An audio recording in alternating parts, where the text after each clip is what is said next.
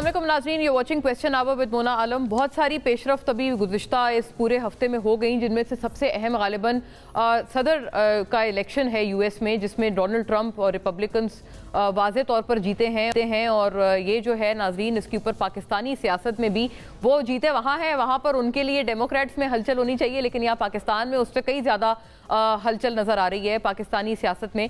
और पाकिस्तान में दोनों इतराफ़ से, ख्वाह वो अपोजिशन की तरफ हो या हुकूमत की तरफ हो, दोनों तरफ ऐसा लग रहा है कि इसकी बड़ी वाज़े तौर पर हीट महसूस की जा रही है इस इलेक्शन के बाद कि अब वो डोनाल्ड ट्रंप आ गए, अब क्या होगा। एक तरफ जो हुकूमत के जो वज़रा हैं, सिटिंग मिनिस्टर्स हैं, उनके जो पुराने बयानात हैं डोनाल्ड ट्रंप के हवाले से, या उनकी जो तनकीद है ये कहना चाहिए डोनाल्ड ट्रंप के हवाले से, वो उनके लिए दर्द सर बनी हुई है, जिसके ऊपर अब वो कैसे काम करेंगे नई ट्रंप एडमिनिस्ट्रेशन के साथ, ये एक बहुत बड़ा सवालिया निशान है। करेंगे या नहीं करेंगे ये भी जाहिर है, ये तो I think it's not an option for them any more, क्योंकि डोनाल्ड ट्रंप ऑब्वियसली अब वो बतौर प्रेसिडेंट वो तमाम तर जो बागडोर है वो संभालेंगे अपने मुल्क की, तो अब ये ऑप्शन तो नहीं है। लेकिन पुराने माजी की जो तलखियाँ हैं वो कहीं आड़े हाथों ना आ जाएँ, ये ज़रूर सवाल है। लेकिन दूसरी तरफ नाज़रीन, पीटीआई के भी जो लोग हैं वो इसके ऊपर एक अपने तौर पर उम्मीद लगाकर बैठे हुए हैं। ये कहना सिर्फ जो है वो ठीक नहीं होगा कि सिर्फ पीटीआई के वर्कर्स ये उम्मीद लगा रहे हैं। पीटीआई के बहुत बड़े बड़े लीडरान इस पूरे ट्रांजिशन से बहुत उम्मीदें वाबस्ता कर रहे हैं, लीडरान भी और इमरान खान साहब के अपने रिश्तेदार, बिलखुसूस उनकी बहनें भी इस उम्मीद में वो भी इस हवाले से एक अपनी होप का इजहार करते हुए नज़र आ रहे हैं। किस किस ने क्या क्या कहा है वो हम during the course of program बिल्कुल कवर करेंगे, लेकिन इसके ऊपर बात ज़रूर नाजरीन ये भी करेंगे कि अगर अमरीकी मदाखलत या बैरूनी मदाखलत पाकिस्तान में गलत है, और पहले भी उसको गलत कहा गया था, तो अगर अब ऐसी कोई उम्मीद पीटीआई के कुछ लोग लगा रहे हैं, तो क्या वो अब मदाखलत ठीक हो जाएगी? क्योंकि अब वो भी तो जाहिर है मदाखलत ही होगी पाकिस्तानी मामलात में। अगर पहले मदाखलत हुई थी और अगर वो काबिल मजम्मत थी, तो क्या ये जो मदाखलत अगर होती है या कोई की जाती है या कोई भी इंटरवेंशन की जाती है, तो वो क्यों वेलकम की जा रही है? ये एक ज़रूरी सवाल है नाजरीन जो कि उठाना होगा। और दूसरी तरफ 9 नवंबर के जलसे के लिए पीटीआई ने अपनी तमाम तर जो तैयारियां हैं वो तकरीबन पूरी कर ली हैं, और उनकी जो इसमें अज़म है वो यही है कि एक बहुत अजीम शान जो है वो जलसा स्वाबी में होने लगा है। इसके ऊपर बात करेंगे, जिसमें पीटीआई बताते हैं कि उनकी नई हिकमत अमली भी सामने आएगी। यकीनन नाजरीन, इस वक्त पीटीआई को नई हिकमत अमली की अशद ज़रूरत है अपनी तमाम तर कोशिशों को आगे बढ़ाने के लिए। क्या होगी वो हिकमत अमली, कुछ प्रीएम्प्ट करने की भी कोशिश रहेगी।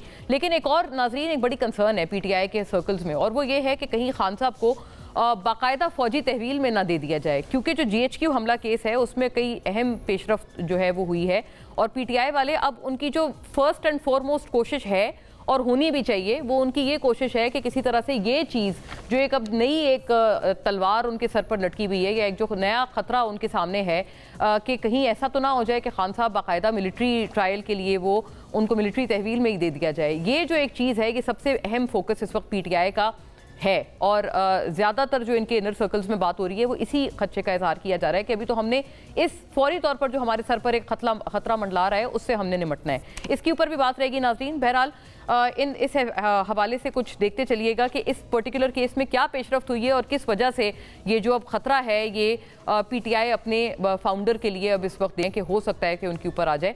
9 मई GHQ हमला केस के हवाले से नाजरीन जो बुलेट्स हैं वो देखते चलिएगा।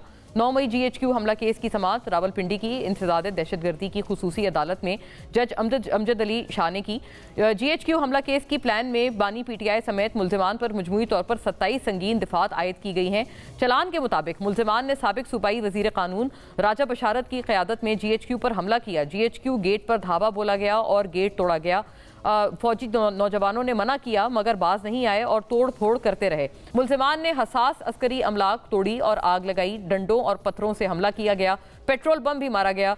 मुल्जिमान GHQ गेट तोड़कर अंदर दाखिल हो गए और फोर्सेस से भरपूर मज़ाहमत की। पाकिस्तान में बगावत का सामान पैदा किया गया। चलान में इल्ज़ाम लगाया गया कि हसास दफातर ISI और GHQ इमारत पर हमले किए गए। मुजाहरा और एहतजाज मुनज़्ज़म साजिश के तहत किया गया। मौके पर 6 मुल्जिम गिरफ्तार किए। उनकी निशानदही पर मजीद गिरफ्तारियाँ की गईं। चलान में इस्तदा की गई कि मुल्जिमान को सख्त तरीन इबरतनाक सजाएँ दी जाएँ। वकला सफाई ने मौक़िफ़ अपनाया कि फ़र्द जुर्म आयद करने से कबल तमाम मुल्जिमान को नकूल जो है तकसीम की जाएँ, और फ़र्द जुर्म आयद करने से कबल बरियत की दायर दरख्वास्त पर समाअत मुकम्मल की जाए। दौरान समाअत 125 मुल्जिमान ने अदालत में हाजिरी लगवाई, ताहम आज भी हाजिरी पूरी न होने और कुछ एतराज़ात के बायस फ़र्द जुर्म आयद करने की कार्रवाई मुलतवी कर दी। वकील बाबर ऐवान ने कहा कि जिनके बयान पर बानी पीटीआई और कायदीन को मुलविस किया वो मुनहरिफ हो चुके। मुकदमा चलान का पुलिस ने जो नक्शा पेश किया उसमें किसी मुलजिम के पास असला नहीं। इंसदाद दहशतगर्दी की अदालत के बाहर मीडिया से गुफ्तगू करते हुए बाबर ऐवान ने कहा, हम कोई डील नहीं मांग रहे। पुलिस ने 4 चालान पेश किए जिसमें बानी पीटीआई और कारकुनान के खिलाफ कोई सबूत नहीं। इंसदाद दहशतगर्दी अदालत ने अगली समात के लिए बानी पीटीआई की हाजिरी बजरिया वीडियो लिंक करवाने का हुक्म भी दिया है। ज़राए के मुताबिक अडियाला जेल इंतजामिया को इंसदाद दहशतगर्दी अदालत के अहकामात मौसूल हो गए हैं। नाजरीन, खासा ख़तरनाक ये जो एलिगेशंस हैं या चार्जशीट है वो पीटीआई के ऊपर अब इसके तहत लगाई जा रही है और जाहिर है जो उनके खदशात हैं पूरी जमात के कि कहीं ये नया हमारे लिए कोई नया पेंडोरास बॉक्स तो नहीं खुलने लगा, कोई नई मुसीबत तो नहीं आन पड़ी।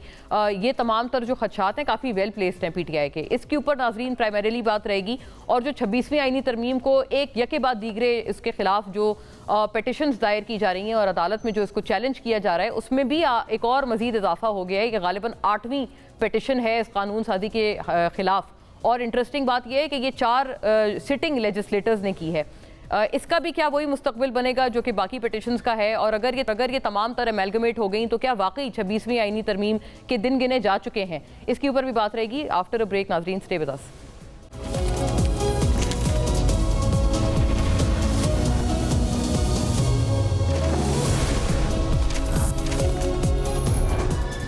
वेलकम बैक नाजरीन। तमाम मामलात पे बात करने के लिए इस वक्त इस एक्सक्लूसिव सेगमेंट में मेरे साथ हैं डॉक्टर फारूक सत्तार साहब, क्योंकि इत्तेहादियों से बात करना गालिबन गवर्नमेंट से बात करने से ज़्यादा ज़रूरी होता है और इन्फॉर्मेटिव भी ज़्यादा होता है। और थैंक्स टू फारूक भाई फॉर दिस कि हम ये तमाम तर चीज़ें जानेंगे MQM के माशाल्लाह जो टॉप टीयर्स हैं उनसे। बताइएगा डॉक्टर साहब, एक तो कुछ चंद बातें हैं जिनसे आपका मैं चाहती हूँ कि नाजरीन तक आपकी बात ज़रूर पहुँचे, आपकी जमात का मौक़िफ़ पहुँचे। एक तो ये जो खदशा है जिसके ऊपर हमने ब्रेक से कबल इब्तिदाइये में बात की कि शायद ये कह रहे हैं कि जो बानी पीटीआई फाउंडर हैं पीटीआई के वो उनको मिलिट्री तहवील में अब लिया जा सकता है क्योंकि वो जो GHQ हमला केस है उसके ऊपर बहुत संगीन चार्जशीट है जो कि उनके ऊपर है, आयद की गई है। ये बताइएगा ये जो खदशा है ये ठीक है? क्योंकि वो पीटीआई वाले तो खासे इस बारे में परेशान हैं और वो ये कह रहे हैं कि तो जमहूरियत पर हमला है कि अगर एक साबिक वजीर आजम के साथ ऐसा किया जाए तो। देखिए, मैं ये समझता हूँ कि अगर मिलिट्री इंस्टॉलेशंस पर हमला है और फ़ौज की जो तनसीबात से लेकर उनके जो प्रेमाइसेस हैं, जो एरिया खालिसतन जिसे मिलिट्री एरिया कहते हैं, तो ये बात एक अरसे से है मौजूद गुफ्तगू कि वहाँ पर अगर कोई सिविलियन भी हमला करे तो फिर ये मौजूद गुफ्तगू है कि फिर उसका केस भी मिलिट्री कोर्ट में चलना चाहिए। मेरे ख्याल में अब तक आइन में या कहीं पर भी ये प्रोविज़न है नहीं। तो पीटीआई वालों को इस बात की शायद फ़िक्र नहीं करनी चाहिए क्योंकि वैसे भी आर्टिकल 147 एक ऐसा आर्टिकल है जो कि सिविलियन हुकूमत को इस बात की इजाज़त और इख्तियार देता है कि वो इन्वेस्टिगेशन के लिए, प्रोसिक्यूशन के लिए भी और फॉरेंसिक के लिए या किसी भी तरह की जो तहकीकात हो सकती है, तफ्तीश हो सकती है, इंक्वायरी हो सकती है किसी भी केस की, और कोई भी मुलजिम हो, मुलजिम है, वो मुजरिम तो नहीं है, लेकिन उससे पूछना, पूछ-गुछ करना, उसके लिए वो कोई भी रियासती इदारा है, कोई इंटेलिजेंस एजेंसी है, 147 में in aid of civilian government वो आर्मी और मिलिट्री को कह सकते हैं कि इसमें हमारी मदद करें। भाई पूरा MQM के ख़िलाफ़ जो एक ऑपरेशन क्लीन अप था 92 का, वो आर्टिकल 147 पर चला था। जब चीफ मिनिस्टर ने फ़ौज को दावत दी थी कि आप आ जाएं जी, बहुत सारी चीज़ें हमारे छापे मारना, उसमें भी फ़ौज थी, रेंजर्स तो बाद में रह ही गई, रेंजर्स भी साथ आई थी और रेंजर्स तो अब तक है। तो इसका मतलब देखें, वो ये वाली बात है कि जिसमें अगर ऐसा है भी तो एक GIT बनेगी ना, जॉइंट इन्वेस्टिगेशन टीम बन जाएगी। IB के भी लोग हो सकते हैं, पुलिस के भी सीनियर अफसरान हो सकते हैं और ISI के या किसी और इदारे के हो सकते हैं। तो मेरे ख्याल में ये तो होता रहा पाकिस्तान में, कौन सी नई बात है। ये तो मेरे ख्याल में MQM के तो ज़्यादातर केसेस जॉइंट इन्वेस्टिगेशन टीम ने 92 से का ऑपरेशन हो, 97 के बाद का ऑपरेशन हो, उसके बाद 2013-14 का जो ऑपरेशन हुआ उस सब में तरह हुकूमत में नहीं थे 13-14 में, लेकिन उससे पहले तो जो भी उस वक्त आपके जो फाउंडर थे वो तो अभी आपके जो लंदन वाले सरबराह हैं वो कभी मिलिट्री तहवील में तो नहीं गए। वो तो इस वक्त तो जो खदशा है वो तो एक अलहदा नौयत का है ना, वो तो उससे कई ज्यादा वो कह रहे हैं कई ज्यादा बड़ा है जो कि आपके टाइम पर आपको था। देखें ये जो दो बड़े आप उनकी बात करें ना कि वो MQM के बानी थे, ये PTI के बानी है, तो इनमें कोई मुमासलत भी हो सकती है बहुत सारी बातों में, और बहुत सारी बातों में उन्होंने मतलब मैंने तो इशारा दे दिया ना, बाकी आपकी हंसी ने जो उसको और वाज़ेह कर दी बहुत सारी बातों को। मतलब बहुत सारी बातें होती हैं ना जो जहाँ बहुत ज़्यादा जारहाना स्टाइल या एक रवैया जारहाना एक बुक किया जाता है, उसके बाद अगर वो भी यहाँ होते तो वो भी इसी तरह की उससे गुजरते। लेकिन उनकी हिकमत अमली ये थी, उनको अगलों ने बता दिया था कि आगे ये हो सकता है, तो बेहतर है कि बाहर जाकर सियासत करें। और ये उनका अपना एक सही बात पे कहते निकल लिए, चले गए, सही वक्त पे चले गए जी, पर जो भी वो चले गए। लेकिन चले जाने के बाद भी बहुत कम मैं समझता हूँ ऐसा हुआ कि वहाँ से भी कोई नज़रियाती तहरीक को नज़रिया हो तो उसको चलाना मुमकिन था। और जब तक वो नज़रिया था, हमारे अंदर डिसिप्लिन था, नज़्म व ज़ब्त था, एक इंटेग्रिटी थी और तरबियती नशिस्तों का सिलसिला था, हमारा पूरा इन्हिसार कारकुनों पर, प्योरली मिडिल क्लास पर था, पढ़े लिखे लोगों पर था। हम सर्वाइव किया और हम उरूज व ज़वाल की हमारी कहानी 35 साल में ऊपर जाके नीचे आए। मैं PTI वालों से कहता था भाई हमारे पास तंजीम थी तो हमने इतना बड़ा पंगा लिया, या हमारे वो जो बानी थे, आपने जो पंगा लिया है इस मुल्क की जो मारूजी हक़ाइक़ उसको पता नहीं समझा है या नहीं समझा आपने, और फिर आपके तो बानी भी यहाँ ग्राउंड पर मौजूद हैं। तो ये सारी सूरत हाल के बाद आपकी तंजीम ना देखे, बहुत सारे लोग फिर ज़ाहिर है कि जब एक हालात का जबर होता है तो वो पार्टी छोड़कर चले जाते हैं। बहुत सारे लोग चले गए, बहुत सारे लोग टूट गए, हाँ बहुत सारे टर्न कोर्स होते हैं, उन्होंने पार्टियां बदल ली, मतलब कितना हुआ। अब दोबारा से अच्छे लोगों को ढूंढना, इस वक्त तो बहुत सारे ऐसे लोग भी आ गए हैं PTI में जो कि प्योरली मफाद परस्त होंगे। उनको पता है कि शायद उन्हें ये लगता है कि दोबारा चांस मिलता है। हर पार्टी जो एक मरतबा एक ऑपरेशन की जद में आती है, शायद कोई एक जबर होता है उसकी जद में आती है, तो फिर डॉक्टर साहब वो कहते हैं कि पहले वाले जो मफाद परस्त थे वो निकल गए, तो अब जो आ रहे हैं वो तो बहुत हकीकी आप समझें कि आइडियल्स हैं ना, वो मतलब वो हैं आइडियोलॉजिकल लोग हैं। पहले बस मफाद परस्त चले गए, लेकिन आपका जो नजरिया है वो इसके बरक्स है। अच्छा नहीं, मेरा मिक्स है कि देखें जो टिके हैं ना वो तो हो सकते हैं, लेकिन जो नए आए हैं बहुत सारे प्रॉपर्टी डीलर्स, स्टेट एजेंट्स आ गए जिन्होंने इलेक्शन भी लड़े या जो आइंदा भी लड़ेंगे। हम तो समझते हैं ना इस चीज को, हम तो गुजरे उससे। प्रॉपर्टी और तो state agents, real estate agents वो चले गए या आ भी गए हैं? आपने आते हुए भी देखे हैं उनको? वो तो कहते हैं ना ये तमाम वो लोग होते हैं जो अच्छे दिनों में पार्टी को ज्वाइन करते हैं।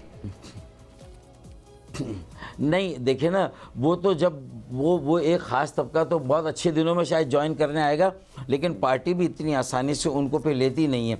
लेकिन हाँ इस वक्त जो आ जाएगा तो चूंकि वो रॉ होगा, कोरा होगा, उसका कोई हिस्ट्री नहीं है PTI में, तो उस पर वो कोई जबर भी नहीं हो रहा होगा ना, छापे नहीं पड़ रहे उसके घर पे, उसके लिए तो आसानी है। वो तो कहेगा मैं तो बुरे वक्त में आके खड़ा हो गया, लेकिन उसको मालूम है वो इन्वेस्ट कर रहा है, उसको मालूम है कि जब दोबारा इस पार्टी को मौका मिला। अच्छा आइंदा की जहाँ तक बात है डॉक्टर साहब ये फरमाइएगा, अभी ये जो अमरीकी जो सदारती इलेक्शन है उससे जो उम्मीदें एक तरफ PTI ने बांधी हुई हैं, उनके कई लोग ऑन द रिकॉर्ड हैं, अब तो कह चुके हैं कि उनको बहुत वाज़ेह उम्मीदें हैं। वहीं पर हुकूमत के भी जो लोग हैं, पहले आपको पता है बिलखुसूस PMLN के वो तनकीद करते थे डोनाल्ड ट्रंप की शख्सियत पर, वो अभी भी कहते हैं कि नहीं हमारी जो तनकीद है अभी भी बजा है, लेकिन वो काम करने के लिए भी वो काफ़ी कोशा है कि नई एडमिनिस्ट्रेशन है, काम करना चाहते हैं। ये हुकूमत की जो आप समझें जो भी उनके जहन में है, अगर उनको हीट फील हो रही है, वो उसमें कोई आप समझें कोई वजन है? और जो PTI ने जो उम्मीदें रखी हैं PTI के कुछ लोगों ने, उनमें कोई वजन है कि वो आवाज़ उठाएंगे किसी मामले में इनके हवाले से? देखिए जब तहरीक और किसी सियासी जमात पे बुरा वक्त होता है ना, तो बहुत सारी बातों से वो खुश फहमी की बुनियाद पर भी बहुत सारी उम्मीदें वाबस्ता कर लेते हैं। और ऐसा हमारे साथ भी होता था, हम ज़रा सा भी कहीं से एक खिड़की खुलती थी तो हमें लगता है कि ये हमारे लिए खुली है, कोई दरवाज़ा खुलता था तो लगता है कि ये हमारे लिए हुआ है। तो ये खुशफहमी की बुनियाद पर भी होता है। देखें, डोनाल्ड ट्रंप का जो एक उमूमी रवैया है उसको देखें, और ख़ास तौर पे उसका वो किरदार जो गुज़िश्ता 1 साल से, जब से गज़ा और फ़लस्तीन में जो कुछ भी वहाँ पर मज़लूमों के साथ, वहाँ मुसलमानों के साथ, बहनों, बेटियों, माँओं, छोटे बच्चों के साथ जो कुछ भी जुल्म हुआ और हो रहा है, उस पर बाइडन की हुकूमत का जिस तरह उनका डेमोक्रेट्स का खामोश रहना, और जिस तरह जो है वो अगर आप गौर करें तो जो जिस तरह कामला हैरिस जो कि कंटेंडर थी प्रेसिडेंशियल रेस में, उन्होंने जिस तरह खुल के इसराइल को सपोर्ट किया, खुल के जो कहते हैं ना ज़ायनिज़म को, ज्यूडिज़म को नहीं, ज़ायनिज़म को जो है वो जिस तरह सपोर्ट किया उन्होंने, तो उससे जो जितना भी मुसलमान था अमेरिका में और ख़ास तौर से पाकिस्तानी, वो डोनाल्ड ट्रंप को शायद ज़ाती तौर पर उनके उमूमी रवैये से इतना पसंद ना करते हों, लेकिन उन्होंने ये जो इस बुनियाद पे ये फ़ैसला किया और वोट दिया इस मरतबा डोनाल्ड ट्रंप को कि डोनाल्ड ट्रंप जंग के ख़िलाफ़ है, वो एंटाई वॉर है, वो अपनी जो वो जो कहते हैं ना कि जो यानी आप कह रहे हैं मवाज़ने में जो है वो ट्रंप साहब को उसमें बर्तरी मिल गई उनको इन कंपैरिजन। अच्छा ये बताइए, हाँ, एक बड़ी इंपॉर्टेंट बात है। दूसरा देखें, ट्रंप के रूस के साथ भी ताल्लुकात बहुत अच्छे हैं। अच्छा, और पाकिस्तान भी थोड़ा सा बैलेंस करके अमेरिका के कैंप से थोड़ा सा बाहर आके अब रूस और चीन के साथ अपने जो खारजी और हमारे ताल्लुकात उसको हम ज़्यादा बेहतर करने की कोशिश करें, लुक ईस्ट की पॉलिसी पर थोड़ा सा हम चले गए हैं। तो मेरे ख्याल में रूस का भी इंटरेस्ट होगा कि जहाँ इंडिया है, ईरान है, उनके साथ उनके ताल्लुकात ठीक हैं, फिर यूएई और सऊदी अरेबिया भी थोड़ा सा कुछ बैलेंस करते हुए नज़र आ रहे हैं, मगरिब से थोड़ा सा वो भी मशरिक की तरफ माइल हो रहे हैं, और वो भी नहीं चाहते कि ईरान के होते हुए अगर वो रूस के साथ है, ईरान का और इंडिया के साथ भी उनका एक बेहतर है, तो पाकिस्तान, सऊदी अरेबिया, ये यूएई इसमें बहुत ज़्यादा मुखालफत में जो है वो बेगाने की शादी में अब्दुल्ला दीवाना जो हमने माजी में भी अक्सर किया है, उन जंगों में हम कूद गए। तो थोड़ा सा अब हमारी अभी एक रविश लग रही है कि बैलेंस बहुत ज़रूरी अहम बात है, ये ज़रूर आखिर में फरमाइएगा कि हम बात अगर कर रहे हैं 26वीं आईनी तरमीम की, गालिबन एमक्यूएम ने उस वक्त भी कुछ तहफ़्फ़ुज़ात का इजहार किया, और ये जो मुसव्वदा कहाँ है, कहाँ से नमूदार हुआ कि नहीं हुआ, इसके ऊपर एमक्यूएम ने भी बहरहाल एक स्टांस उठाया था। आप बताइएगा, आपको ठीक है लगती है तनकीद जो अपोजिशन वाले करते थे कि वो मुसव्वदा कभी किसी के पास होता था, कभी कहीं नहीं होता था, तो वो जो मुसव्वदे के पीछे जो मिस्ट्री है वो आप सही समझते हैं, और मजमूई तौर पे भी आपके मामलात सही जा रहे हैं पीएमएलएन लेड गवर्नमेंट के साथ?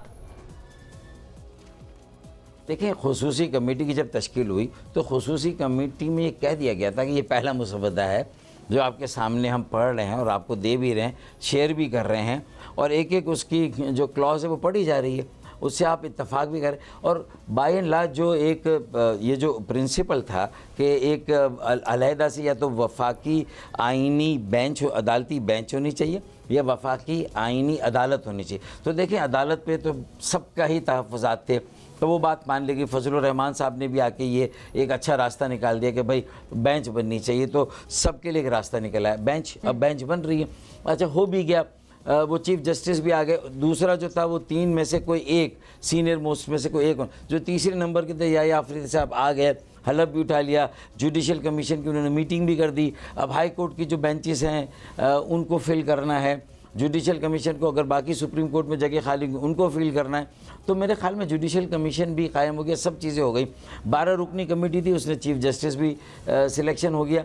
अब उसके बाद 2 महीने की ये सारी एक्सरसाइज में क्या सियासत हुई है कि सारा जोर अपोजिशन ने भी उस पर लगा दिया, लेकिन असल में तो उसके बाद ये जो एक्सटेंशन के मामला था वो उन्होंने बड़ी खूबसूरती से एक ही दिन में निपटा दिया। अब पाकिस्तान में तो इस तरह की सियासत कोई ये नई थोड़ी है, नहीं तो अगर एक ही दिन में निपटा लिया वो ट्रेजरी बेंचेस पे उसका ज्यादा आ रहा है ना, आपकी तरफ उसकी बात ज्यादा की जा रही है कि आप लोगों ने एक दिन में निपटा दिया। आपको चाहिए था ना, आप जनरेट करते पार्लियामेंट में कोई सहर हासिल डिस्कशन।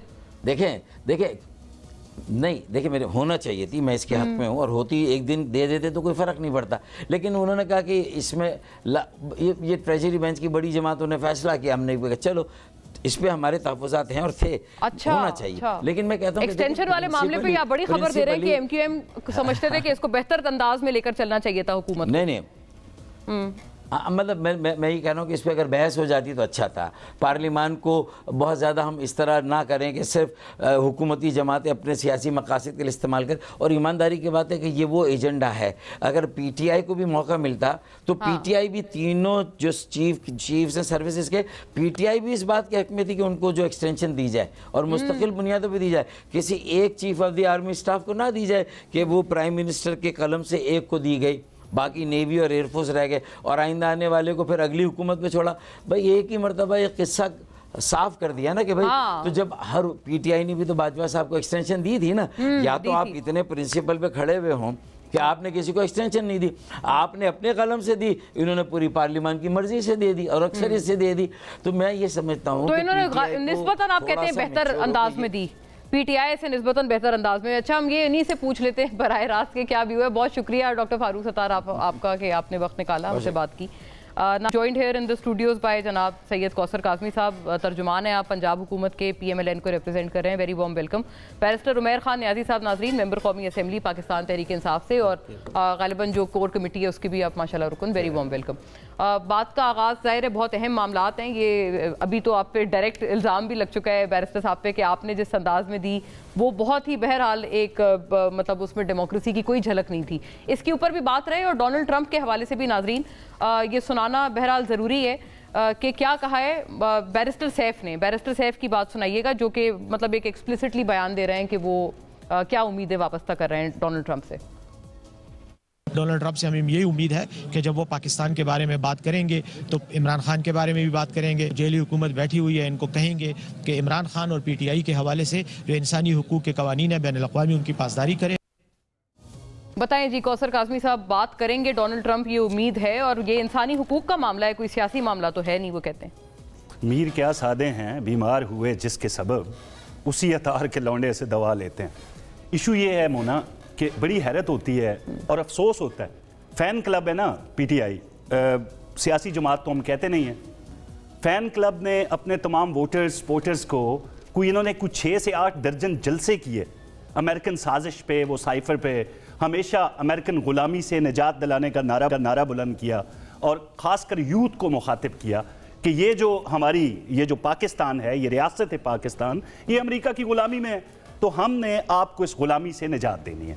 भाई अब देखें इस मुल्क, मुझे तो हंसी भी आती है जिस तरीके से जब से ट्रंप जो हैं वो इंतखाबात जीते हैं, एक बयान सामने आना शुरू हुआ, हम जो हैं वो उनको पीएमएलएन के मरियम के ट्वीट्स हों, एहसन इकबाल के हों, इनकी जमात के हों, बस हम शिकायत लगाने जा रहे हैं। भाई वो हैं कौन? अमेरिकन सदर है ना, बहुत मुबारक हो उनको, अमेरिकन अवाम ने उनको मुंतखब किया। अब बतौर प्रेसिडेंट उनके ताल्लुकात हर रियासत से उस रियासत के मुताबिक होंगे। वो आपके ट्वीट्स दिखाने पे हरगिज वो ये नहीं होगा खुदा ना खास्ता कि वो इमरान खान के लिए जो है वो हमला कर दें रियासत पाकिस्तान के ऊपर, या अपने ताल्लुकात या जो उनकी फॉरेन पॉलिसी है उसके अंदर चेंज किसी सूरत वो लेके नहीं आएंगे। कोई फर्क नहीं पड़ना, कोई आ जाता है, ट्रंप आ जाए, कोई आ जाए, इससे रियासत पाकिस्तान को दबाव में नहीं लाया जा सकता। मैं आपको जरा माजी में ले जाता हूँ ना जी। माजी में आपको याद होगा मोना, जब मियां नवाज शरीफ एटमी धमाके जब उनको सेरा गया इस मुल्क को नाकाबिले तस्खीर बनाने का, तो उस वक्त बिल क्लिंटन ने फोन किया। अभी तक आप ये बात किसी ने नहीं की, ये करते रहे जी कि मियां साहब दबाव में नहीं आए, अमेरिकन दबाव था, नहीं आए, उन्होंने धमाके करके इंडियन के जवाब में उनको मुंह तोड़ जवाब दिया। इससे बड़ी हकीकत भी आज आपके सामने पेश करता हूं। मियां नवाज शरीफ को यह भी ऑफर हुई थी जी, जो हमारा कर्जा है उसको माफ कर दिया जाएगा, साथ उनको ये भी बिलियंस ऑफ डॉलर जो डॉलर्स हैं वो पाकिस्तानी रियासत को दिए जाएंगे, और उसके अलावा आपके जाती अकाउंट में, अच्छा, ये बिल क्लिंटन के ये अल्फाज थे, बिलियन ऑफ डॉलर्स, आप इसको रिश्वत कहें, तोहफा कहें, मोहब्बत कहें, हदिया कहें, जो मर्जी है कहें, उन्होंने कहा हम ये बिलियन ऑफ डॉलर्स आपके अच्छा, बहुत बड़ी आपने फिर रेवलेशन की है। आप ये कह रहे हैं कि मियां साहब को जाती रिश्वत भी ऑफर की जाती अकाउंट में जी। ये तो बड़े आराम से इल्जाम लगा देते हैं ना, खान साहब शर्ट पे साइन करके करोड़ों कमा सकते हैं। तो उस वक्त कायद पीएमएलएन, सदर पाकिस्तान मुस्लिम लीग नून मियां नवाज शरीफ, उनको खराज तहसीन पेश करना चाहिए पूरी कौम को कि उन्होंने इस इतनी बड़ी ऑफर को रद्द करते हुए पाकिस्तान का दिफा नाकाबिले तस्खीर बनाया। तो अब एक तरफ उनका भाई है, एक तरफ उनकी बेटी है, अगर इमरान खान के हवाले से वहां से कोई दबाव आता है तो रियासत पाकिस्तान उसको बिल्कुल टुकराएगी और कबूल नहीं करेगी। गलत नहीं है ये वाली, बिल्कुल बैरिस्टर साहब, एटलीस्ट इतनी बात ये तो जाहिर है एक करती है प्रिवेल कि आप उस वक्त कहते थे इंटरवेंशन गलत है, तो ये क्या हराम वर्सेस हलाल इंटरवेंशन है जो कि आपकी जमात के कुछ लोग, क्योंकि अब आप ये नहीं कह सकते कि सिर्फ पीटीआई के वर्कर्स ऐसी उम्मीद लगा रहे हैं। बैरिस्टर सैफ का मैंने आपको बयान सुना है, अंसार अब्बासी साहब ने लिखा है कि जुल्फी बुखारी साहब ने भी सिमिलर क्लेम किया है, उन्होंने भी कहा है कि वो ट्रंप साहब को और ये सारी जो उम्मीदें हैं ये बिल्कुल बजा हैं और वो आज़ाद करेंगे खान साहब को। और आप लोग करप्शन का इल्ज़ाम लगाते हैं, इसका भी प्लीज़ रिस्पॉन्ड कीजिएगा कि उन्होंने ज़ाती रिश्वत ठुकराई है फ्रॉम देन यूएस प्रेसिडेंट। ये तो ज़ाती रिश्वत का कह रहे हैं, ये तो इनकी टीम ही इस पर रिस्पॉन्ड करे ज़्यादा बेहतर है, क्योंकि ये तो उनके एंड पे है, उन्होंने अपने आप को क्लैरिफाई करना है। जहाँ तक नवाज शरीफ की ज़ात का ताल्लुक़ है तो कारगिल को चंद जर्नैलों का मिस एडवेंचर उन्हें नहीं कहा था, ठीक है, कितने पानी में है वो सारी चीज़ें सबको पता है, ठीक है। फिर कुलभूषण वाले केस जब चल रहा था आईसीजे में, स्टेटमेंट किसकी यूज़ हुई, वो नवाज शरीफ की ही यूज़ हुई थी। तो ये सारे मामलात किसी से ढके छुपे नहीं हैं।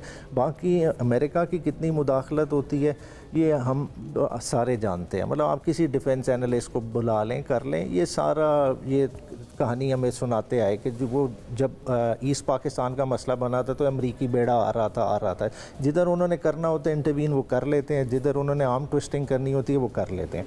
अब आपने एक स्टैंड अलोन एक स्टेटमेंट बैरिस्टर साहब की चला ली, ये पार्टी की स्टेटमेंट नहीं है। देखिए आप एक जियो पॉलिटिक्स ओवरऑल समझें, देखें हो क्या रहा है दुनिया में इस वक्त अमेरिका इन्वॉल्व है यूक्रेन की वॉर में और फुली उसको फंडिंग कर रहा है, और फंडिंग इस हद की कर रहा है कि डायरेक्ट रशिया के साथ, चाइना के साथ, ईस्टर्न ब्लॉक के साथ क्लैश है।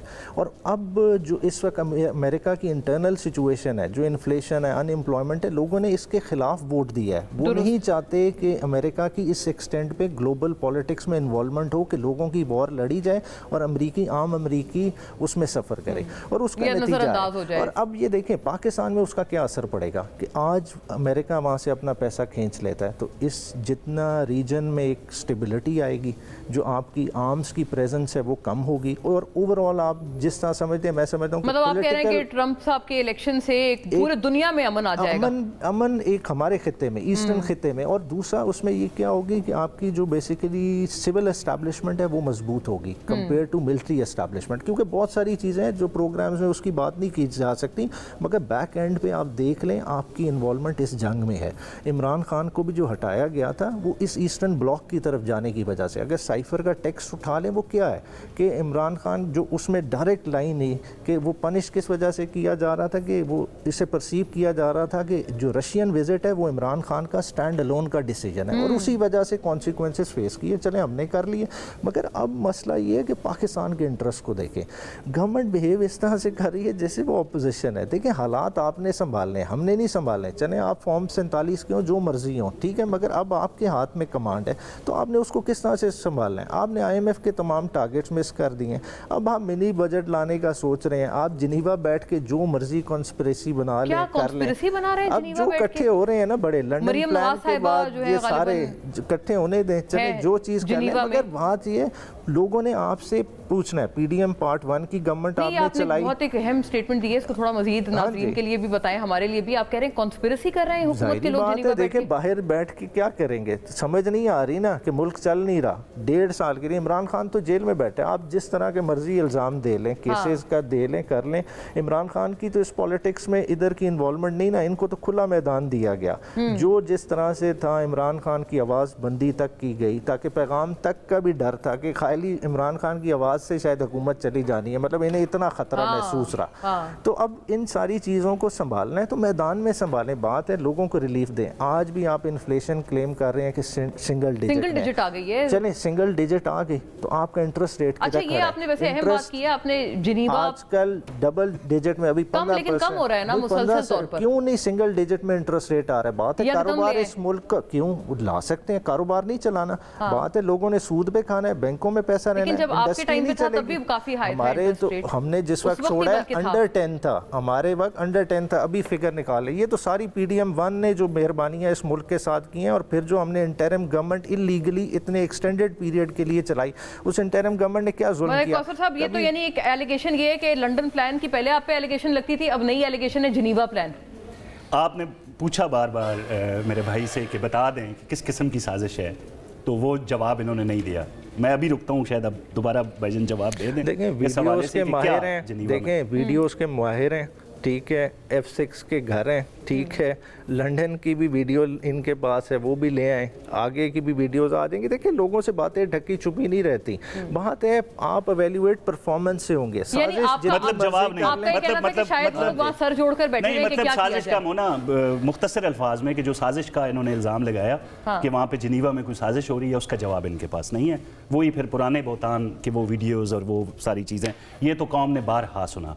मैं एतराफ़ करता हूँ इस बात का कि जो तहरीक इंसाफ की सोशल मीडिया है वो पाकिस्तान की किसी भी सियासी जमात से बहुत ताकतवर है, और उसकी वजह क्या है? वो फॉरेन फंडेड मामला, वो पाकिस्तान से बाहर लॉबिंग फर्म जो हायर की गई, जिन्होंने 60 सेनेटर्स से वो ख़त लिखा दिए, और अब उसी के आसरे वहाँ से ही इनको दिलासा दिया गया है कि जब ट्रंप आ जाएंगे तो कोई मसला नहीं है, जो खर्चा आपने किया है वो पूरा होगा। भाई हम मानते हैं वो इमरान खान के लिए जरूर तगदाव करेगा, जो वेस्ट है वो करे। मैं ट्रंप का नहीं कह रहा, मैं ये कह रहा हूं कि जितने भी यहूद और नसारा के एजेंट बैठे हुए हैं वहां पे, वो कोशिश करेंगे, क्योंकि वो उनका असास है, इसमें तो कोई दूसरी राय नहीं है भाई। वो कोशिश भी करेंगे, वो जेल से बाहर आए, उनके लिए काम करें, यहां बैठ के काम करें या पाकिस्तान से बाहर बैठ के काम करें। पहले भी काम हो रहा है। जब भी पाकिस्तान की बेहतरी की बात होती है मोना, कौन फितना और फसाद फैलाता है? जब भी एक सूबा तरक्की की मनाजिल तय कर रहा होता है, जो सूबा अपने जो अपने लोग हैं, अपने जो टीचर्स हैं, उनका एहतजाज कबूल नहीं कर रहा, उनको मुअत्तल कर रहा है, उनको पुरअमन एहतजाज की इजाज़त नहीं दे रहा, वो पंजाब से और वफाक से एहतजाज का हक मांगता है अपनी तमाम तर सरकारी मशीनरी को इस्तेमाल करते हुए। तो ये तो सारी चीज़ें हैं। अब मुझे हैरत ये होती है कि वो लोग, जिन लोगों को कहा गया कि खान साहब ने कहा जी कि आपने एहतजाज में नहीं जाना, आपने किसी सूरत गिरफ्तारी नहीं देनी, वो बाहर बैठ के पाकिस्तान के खिलाफ सरगर्म अमल है। उन्होंने मुआशी लेवल की जो तनकीद है वो की थी, वो आई थिंक इस वजह से भी वजह है, और आप इसका ज्यादा बेहतर जवाब फरमा सकते हैं, क्योंकि डेफिसिट आया है और केपी की जो गवर्नमेंट है उन्होंने सरप्लस दिया है। सबसे मेरा ख्याल है आउट परफॉर्मिंग सूबा है KP in terms of provincial surplus जो उन्होंने दिया है। आपका माशाल्लाह खमियाजा वो जो डेफिसिट है, खसारा है, वो उनके सरप्लस से भी कहीं बड़ा है। देखें जो उनके फैक्ट्स एंड फिगर आए हैं, मैं उनको चैलेंज करूंगा। क्यों करूंगा जी? वो गवर्नमेंट नहीं दी है। आप देखें मैं पंजाब की हद तक, क्योंकि मैं तर्जमान हूं वज़ीर आला पंजाब का, हमने अपने मंसूबों से खसारा आपको नजर आएगा और फायदा दूसरी तरफ आवाम का नजर आएगा आपको। हमारे तमाम मंसूबे मोना उठा के देख लें, अवामी फलाह के, या वो स्टूडेंट्स के लिए स्कॉलरशिप हो, या फिर एयर एम्बुलेंस हो, अस्पताल के अंदर BHU है जो हमारे, वहां पे जो हम तब्दीलियां कर रहे हैं, हम वो तमाम पैसा अपने अवाम के लिए खर्च कर रहे हैं। आप केपी में, आप नहीं मोना, आप मुझे केपी में बता दें, केपी में कोई एक कंपैरिजन करें पंजाब का और केपी का, और बताएं क्या उस किस्म के मंसूबे हैं। एक तरह से आप जस्टिफाई भी कर रहे हैं कि इस वजह से हैं क्योंकि आपने डेवलपमेंट के प्रोजेक्ट्स बनाए, बिल्कुल किए हैं, जारी हैं और चल रहे हैं। उससे पहले आपने कहा कि आप तरदीद भी कर रहे हैं, आपको फिगर्स भी कबूल नहीं। भाई फिगर आप, मैं कंपैरिजन का क्यों कह रहा हूं आपको, आप उसके मुकाबले में किसी और सूबे से हमारा कंपैरिजन करके देख लें, आपको ये भला लगना, ये खसारा जो है ना, इससे आपको मोहब्बत होने लगेगी। बताएं जी उमैर साहब, एक तो ये खसारा भी जो आवाम के लिए खसारा हो तो वो आवाम का तो फायदा हुआ ना। खसारे वाला मैं बात करूंगा, मैं एक इन्होंने यहूदी का लॉबी कर रही है, ठीक है, जद्दा का रिकॉर्ड उठा लें, हिल मेटल नवाज शरीफ साहब की, ठीक है, उसने मेटल श्रेडर इसराइली कंपनी से लिया था जो कॉन्फिस्केट सऊदी अरेबिया में, इजरायली कंपनी से, इजरायली का बिजनेस रिकॉर्डर की खबर आज निकाल लें, गूगल कर लें, ठीक है। फिर जिंदाल 2017 में मरी में किसको आके मिला, ठीक है, मुहिब्बे वतनी है ना, ठीक है, मोदी किसके घर में आया वो नहीं नजर आता। चलें अब इस खसारे की तरफ आ जाए। देखें बुनियादी तौर पे खसारा इन्होंने इनहेरिट किया है, ये मान नहीं रहे। सारे प्रोजेक्ट्स तो मोहसिन नकवी बना के गया, लाहौर में जितने अंडर पास है सारा कर्जा वो चढ़ा के गया, अब उसको ये दोष दे नहीं सकते, ठीक है। तो अब ये बेचारे जाएं क्या, इनको तो खाली किटी मिली, सारा कुछ एज CM नहीं, उन्होंने एज चाहे जो है ना प्राइम मिनिस्टर वो खर्चा इंटरिम गवर्नमेंट के पीरियड में किया। आप लाहौर के गिरदो नवा उठा के देख लें, आपको कोई रोड नहीं बची होगी जो बनी ना हो, जो अंडर पासेस ना बने हो। सारा पैसा तो सारा वो लगा गए ना, तो बेसिकली कर्जा इन्हें देंगे, तो अब ये फिस्कल स्पेस किधर से निकालेंगे? हर आए रोज कोई ना कोई प्रोजेक्ट कर रही होती है ना इफ्तिताह, वो दूध किधर गया, वो दूध किधर गया जो स्कूलों में दूध देना था, ठीक है, वो किधर गया? देखिए आप सारे जो है ना पोस्टर्स के जितनी कैंपेन चला ले, देखिए KPK की गवर्नमेंट ऐसे नहीं करती। KPK की गवर्नमेंट ने एजुकेशन का कार्ड बनाया है जो आज जरूरत है। देखिए प्रोजेक्ट बेस आप बात कर लें, हर बच्चे को 3,500 मिलता है, उसका वालिदैन हर महीने जाके बच्चों की किताबें यूनिफॉर्म खरीदें। आजादी नहीं है खैबर पख्तूनख्वा में, इन्होंने तो साथ साथ छोड़े ही नहीं ना, इन्होंने पूछ लें काज़मी साहब से कितने स्कूल बंद कर दिए। सूबे का जवाब नहीं, तो आप एक डी चौक वाले इवेंट की बात कर रहे हैं कि असातिज़ा को एहतजाज की इजाज़त नहीं। इसी डी चौक पे बिलावल भुट्टो जरदारी आए, ठीक है ना, इधर आके अपना धरना ख़त्म किया। कितना अरसा मौलाना फजल रहमान साहब धरना लेके आए और उसी धरने के तवस्सुत से नवाज शरीफ साहब बाहर गए थे, ठीक है। जो बाद में आप ख्वाजा आसिफ साहब की स्टेटमेंट उठा के देख लें, नवाज शरीफ साहब बाहर गए, देखें आप ख्वाजा आसिफ साहब की स्टेटमेंट उठा लें, किसकी इंटरवेंशन, ये देखें, ये तो हिस्ट्री की बातें आई जा रही है ना। देखें ये हर किसी की कैटलॉग बन रही है। देखें अल्टीमेटली पॉलिटिशियन ने अपना रोल प्ले करना है, कितना वो सक्सेसफुल है, कितना जो है ना वो नहीं परफॉर्म कर सकता, ये हिस्ट्री उसे जज करेगी। देखिए मगर आज प्रेजेंट है, कम से कम प्रेजेंट में रहें, प्रेजेंट में डिलीवर करने की तो कोशिश करें। बात है आपने हमें कह लिया हमारा 110 अरब का सरप्लस है, ठीक है, कम से कम में है ना, आप वो ये, तो माने। इसलिए ये बात है कि मौलाना साहब की ये भी सुन रहे हैं कि उनकी वापसी के बाद गालिबन कामरान मुर्तज़ा साहब की मुलाकात होगी, तो वो करें, ठीक है। मगर मैं आपको जो हकायक है वो तो उसी तरह रहेंगे ना, चीजें तो रहेंगी, मगर है कि ये चीजें ऑपोजिशन तो एक ही ऐवान में होगी ना। ओवरऑल जो बैठे हैं ऑपोजिशन के बेंचेस में, चाहे वो जितनी जमातें हों, वो ऑपोजिशन है,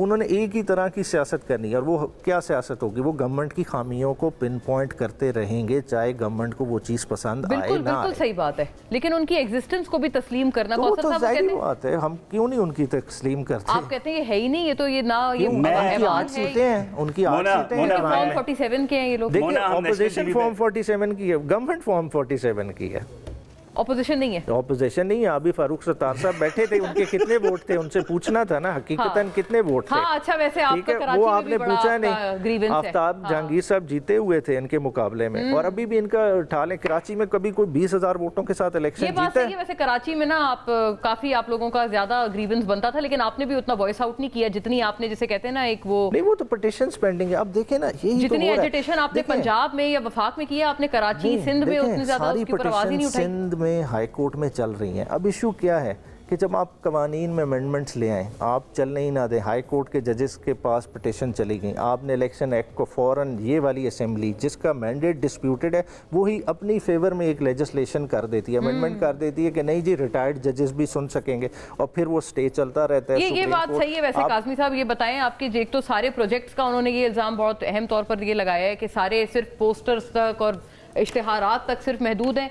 दूसरा ये भी फरमाइएगा, ये भी बात वो नहीं वो कर रहे हैं कि एक तरफ वो कहीं जाते हैं अपनी कोई शिकायत का अजाला करने, आप कानून साजी से उसे टर्न डाउन कर देते हैं। सबसे पहले तो मैं अपने भाई की इस बात का जवाब दूं जो इन्होंने कहा कि वहाँ पे इंडियन लोगों से मिलते रहे, और इजरायली इल्ज़ाम तो माशाल्लाह बड़े खूबसूरत हैं। जिंदाल साहब से तो मिले हैं ना। अब देखें, मैं खुद मिलिट्री अताशी हूँ, इंडियन, जबरदस्त, आपके सामने बैठा हूँ, इंडियन मिलिट्री अताशी हूँ। ये तस्वीर, कैमरा क्लोज कर सकते हैं आपका, इसको जरा करें, ये आप देखें जरा, ये मियां नवाज शरीफ के साथ वॉक कर रहा हूँ लंदन में। पीटीआई के सोशल मीडिया अकाउंट्स के ऊपर ये लिखा गया कि breaking news, I am confirming that Nawaz Sharif has met with a 3-member delegation sent by Ajit Doval, including the Indian military attaché at Four Seasons Hotel on Park Lane, London. I have all evidence available. ये मुझ पे इल्जाम लगा था, मियां साहब के साथ walk कर रहा था और मुझे इंडियन मिलिट्री अताशी बना दिया गया। और जब मैंने कोर्ट का नोटिस सर्व किया तो जिस भाई ने ये इल्जाम लगाया लंदन के एजवेयर रोड पे बैठ के, उसने दोनों हाथ जोड़ के मुझसे माफी मांगी। आपने वो भी सुना होगा कि इनकी एक फैक्ट्री से रॉ के एजेंट पकड़े गए थे। इनकी सोशल मीडिया पे बात आई थी कि मियां साहब की किसी फैक्ट्री से रॉ के एजेंट भाई वो किधर गए, कहां गए वो एजेंट्स? तो ये जितने अच्छा, उन्होंने ये बात सही है डॉक्टर साहब, मैं आई बेयर विद दिस, आपने फेक न्यूज़ कुछ इनकी कोट की है, लेकिन जो अभी बैरिस्टर साहब ने कोट की है ना वो फेक न्यूज़ नहीं है, वो जिंदाल वाली मीटिंग उन्होंने। देखें अभी इंडियन जो जर्नलिस्ट आए हुए थे, क्या वो मियां नवाज शरीफ से नहीं मिले? क्या कोई खुफिया मुलाकातें हुई हैं? किसी किस्म की कोई खुफिया मुलाकात नहीं थी। जब मोदी आए अपने निजी दौरे पे मियां नवाज शरीफ से मिलके गए, जिसको उन्होंने कहा जी वीजे के बगैर वो आ गए थे। भाई ताल्लुकात तो हैं और हम रखना चाहते हैं अपने हमसायों के साथ, कोई भी हो, कश्मीर का सौदा करके नहीं।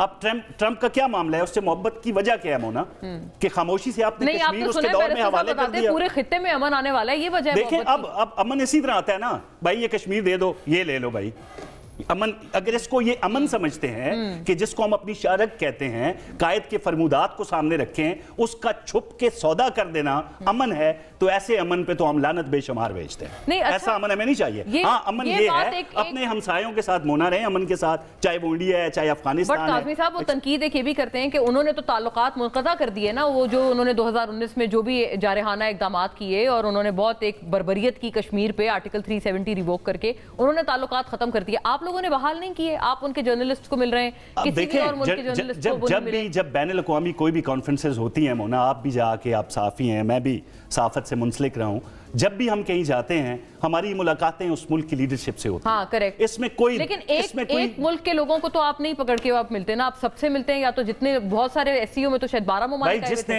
अप्रोच किया उससे मुलाकात हुई। मेरे नॉलेज के मुताबिक किसी और बंदे ने मियां नवाज शरीफ को अप्रोच नहीं किया था, जो साफी दुनिया भर से आए हुए थे। किसी को ले लें आप, जिसने उनको अप्रोच किया वो जाके मिली भी, उनकी मुलाकात भी हुई, और वो की तस्वीर भी हमने, वो कोई खुफिया मुलाकातें नहीं थी जिस तरह माजी में होती रही हैं। तो ये जो सिलसिला है ना मोना, अभी मामला है क्या, अभी 60 जो इन्होंने लेटर्स लिखे ना वो सेनेटर्स ने बाइडेन को, बाइडेन पे गुस्सा पुराना है इनका, क्योंकि वो फोन नहीं उठाता था। अब उसी गुस्से पे रिजीम चेंज का इल्जाम भी उसी हुकूमत पे लगा। भाई वहां पे अगर मेरे ख्याल में ट्रंप होते तो ये इल्जाम उन पे भी लग सकता था, क्योंकि इस पे इमरान खान साहब ने यू टर्न लिया। बाद में वो सिर्फ बाजवा साहब को मूरद इल्जाम ठहराते रहे, अमेरिकन जो इल्जाम था उससे वो दस्तबरदार हुए, उससे वो पीछे हटे। मल्टीपल वर्जन्स हैं ये, नहीं खान से पीछे हटे, ऐसा हो गया। हाँ। अमरीकी साजिश, पहले अमरीकी साजिश थी, फिर उन्होंने कहा बाजवा, अमरीका नहीं बाजवा, उन्होंने बाकायदा तौसीह की अपने पिछले बयान की कि अमरीका ने नहीं किया था, बाजवा ने किया था, फिर उन्होंने कहा मोहसिन नकवी भी इसमें थे, शामिल थे, और अब फिर कितने वर्जन्स हैं इसके। इंटरसेप्ट में दारिया आया बड़ा कैटेगोरिकल, उसमें पूरा साइफर का जो कंटेंट है कोटेड है, ठीक है, और उसमें बड़ा क्लैरिटी के साथ, टेलीग्राफ की बात कर रहे हैं, नहीं इंटरसेप्ट की बात, अच्छा इंटरसेप्ट की, हाँ, इंटरसेप्ट में बड़ा क्लियर, और उसमें क्या लिखा हुआ है बल्कि वो by the way, I beg your pardon, वो पीएमएलएन वाले कहते हैं वो भी आपके ही शायद कोई वो हैं लॉबिंग फर्म जो हायर किए हैं, वो यही काम करती है ना, और आपकी तरफ से कहते हैं कोई लीक किया गया था, क्योंकि जो पाकिस्तान इंटरसेप्ट को नोटिस सर्व करते, उसको कहते हैं आपने गलत स्टोरी शायद की है, उस पे अपना वर्जन देते, करते क्यों नहीं किया, देखें उसको कोई फॉलो अप नहीं किया। बात है देखें ये इतनी कोई छुपी हुई चीज़ें नहीं है, एक कैटेगोरिकल आया कि जी इमरान खान को हटाना है, और क्यों हटाना है कि रशिया की तरफ क्यों चला गया। देखिए पावर कॉरिडोर्स हैं, ईस्टर्न ब्लॉक अपनी कोशिश कर रहे हैं, उनकी अपनी कोशिश है, दो उनका टिल्ट इंडिया की तरफ है। देखें हम इस तरह दौड़े, देखें मैं ये नहीं कहता नेबर्स के साथ आपकी इतनी भी हॉस्टिलिटी नहीं होनी चाहिए, ठीक है, ये मिले इंडियन जो है ना जर्नलिस्ट वो अजीत अग्रवाल को, मगर चीज़ों को देखें तनाजुर में। देखें आज का मोदी का स्टेटमेंट क्या है, वो कहते हैं आर्टिकल 370 को मैंने कब्रिस्तान में दफन कर दिया है। जब उसकी ज़हनियत ये है और आप कहें कि हम जो है ना इंडिया के लिए बड़ी नेक ख्वाहिशात रखते हैं कि कारोबार खुले मामला देखें, फिर और आप कहें कि हम कश्मीर पे सौदा नहीं कर रहे, तो ये मतलब आपके अपने जो है ना तजाद आ जाता है स्टेटमेंट में। देखें गवर्नमेंट है, गवर्नमेंट की तरह रिस्पॉन्ड करें, जो अगर वो ईंट आपकी तरफ मार रहे हैं तो आप पत्थर मारें। बार बार यहूदी लॉबी और ज़ायनिस्ट लॉबी का आपकी तरफ इल्ज़ाम आयद किया जा रहा है, इसकी भी कोई आप भी तशरीह फरमाएं कि ये क्यों बार बार इल्ज़ाम आयद किया जाता है कि मतलब जो भी उस तरह के उस वाले टिल्ट के वहाँ के लेजिस्लेटर्स हैं वही आपके लिए आवाज़ उठाते हैं, उनकी वहाँ के इंसानी हुकूक पे आवाज़ें मर जाती हैं। देखिए सिंपल सी बात है, देखिए मैंने आपको बता दिया, अब इससे ज़्यादा क्या है, मरीम नवाज का ट्वीट जो डिलीट हुआ, ठीक है, वो कौन सा वाला ट्वीट इसराइल वाला कि जो डेलीगेशन जी गया था मियां साहब के दौर वाला, हाँ। अब वो निकाल लें, ठीक है, अब मुझे कहते नहीं हुआ, एक डिलीट हो गया, ठीक है। अच्छा, अब ये उस तरह टिट फॉर टैट करने, देखिए उससे हासिल कुछ नहीं है। देखिए वे फॉरवर्ड गया है, फलस्तीन में जो हो रहा है वो बहुत गलत हो रहा है, उसका इन्हें भी दुख है, हमें भी दुख है, मगर प्रैक्टिकली हम क्या कर रहे हैं। ऑल पार्टीज कॉन्फ्रेंस क्यों बॉयकॉट की थी? देखिए वो गलत थी, देखिए वो क्योंकि खान साहब पे उस वक्त नजरबंदी थी, आपकी इधर लीडरशिप ने बाहर डिसाइड की, वो खान साहब का फैसला नहीं था, और अगर खान साहब से पूछते तो खान साहब कभी भी ना कहते उसका बायकॉट। वो आपको लगता है गलत हुआ आपके अपने 100% गलत हुआ। अरे जबरदस्त आपने पे जो है ना there is no compromise whatsoever. I am very happy to hear this from you. Simple इसमें करना क्या है, प्रैग्मेटिक स्टेप उठाएं। देखें आप लिप सर्विस करें, आप फंड बना दें, फंड में पैसे ही ना आए, ठीक है, तो मतलब वो मामलात तो नहीं बनते। देखिए प्रैक्टिकली आप क्या कर सकते हैं, आप इस पे OIC बुलाएं, ठीक है, आप OIC बुलाएं, सारी दुनिया को इकट्ठा करें। गवर्नमेंट ये हमने कैसे बनना है हिस्सा, आप बताएं कैसे बनेंगे? वो तो गवर्नमेंट लेवल की इनविटेशन था जो बैरिस्टर गौहर ने टर्न डाउन नहीं, वो तो ऑल पार्टीज। मैं तो OIC मुस्लिम ममालिक की बात कर, देखें मुस्लिम ममालिक की एक दुनिया है, पीस कीपिंग के लिए नहीं जा सकती, नेटो अगर हर जगह इंटरफेयर कर सकती है तो हमारे नहीं कर सकते। तो यकजहती लाए ना, आने दें आप लोग, फिर बड़े लेवल पे जाइएगा। देखें आज इमरान खान साहब अब जा रहे हैं ना, कल किसी जर्नलिस्ट को कहें इस पे सवाल कर लें, आपको जवाब इसका मिल जाएगा। बात है इसके लिए प्रैक्टिकली करना चाहिए। मैंने कहा डियाला चले जाए ना, रोज जर्नलिस्ट जाते हैं ना, बात है उस पे तो आपको क्लैरिटी मिल जाएगी। बात है ये इस तरह से नहीं हल होगा, आपको आंखें दिखानी पड़ेंगी। इसराइल नस्ल कुशी कर रहा है, ये मतलब बहुत आप इस चीज को लाइटली लेंगे। काज़मी साहब ये वैसे आपके ऊपर बहुत अच्छी बात की है, आता है आपके ऊपर इसका ओनस या नहीं आता, आप बताएं। आप उनको मिलाएं ना अपने साथ, अगर वो जेल में बंद हैं, आप उल्टा सुनने में आ रहा है शायद उनको फौजी तहवील में देने वाले हैं खान साहब को। अभी आपने खुद ही सवाल किया उनसे कि जो एक गैर मुतनाज़ा किस्म की फ़लस्तीन के लिए कॉन्फ्रेंस थी उसका बाइकआउट किया गया, उसमें नहीं आए वो, और खान साहब की हुक्म की वजह आना चाहिए था। लेकिन खान साहब का हुक्म होता है ना, मसला ये है कि शख्सियत परस्ती में इस कदर उरूज है इस जमात पे कि जो खान साहब ने कह दिया वो पत्थर पे लकीर है। दूसरा इन्होंने कहा जी ट्वीट डिलीट हुए।